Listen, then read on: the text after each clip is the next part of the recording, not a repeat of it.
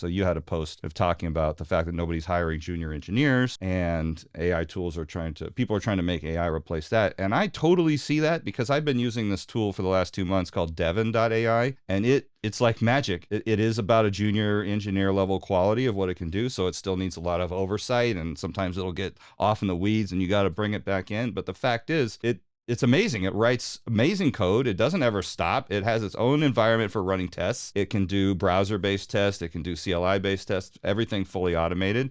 And just yesterday, I had multiple of them going on completely different applications I was building, different tasks, and I could just watch them go and kind of correct them if one of them got off the way. But it's a little bit like overseeing, 5 other people and just correcting them when they, get off in the wrong direction. But it's way more productive than me trying to write all this by myself. And this is the early days. 100%. And I think that I guess for me, that post, that one kind of blew up even more than the Salesforce one, right? And I think it definitely resonated with a lot of people. I think if I am a publicly traded company, I'm a Meta or a Salesforce or one of these companies, it makes complete economic sense, exactly with the reality that you described. We've got a bunch of senior engineers.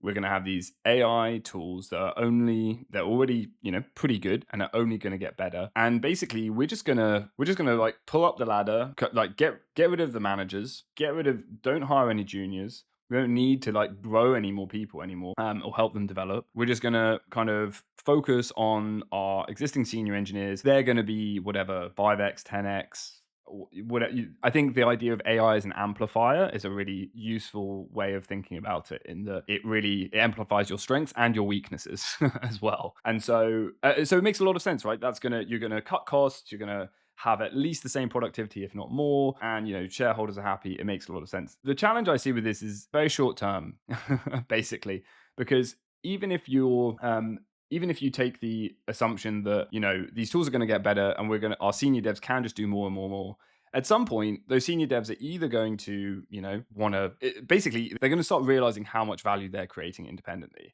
They're going to start asking for some pretty, if they're smart, which most of them will be asking for some pretty hefty pay rises. If they're not getting them, they're going, why am I building all this value for you? I can go off and start doing my own thing, right? And I think that, of course, there's still a leap into that entrepreneurial consultant mindset that not everyone's going to take. But I still think you're going to see, or they're just going to, at some point, like retire or, want more like a different work-life balance, whatever it is. And then where is the next generation coming from? And there is an argument to say, well, there isn't going to be a next generation, right?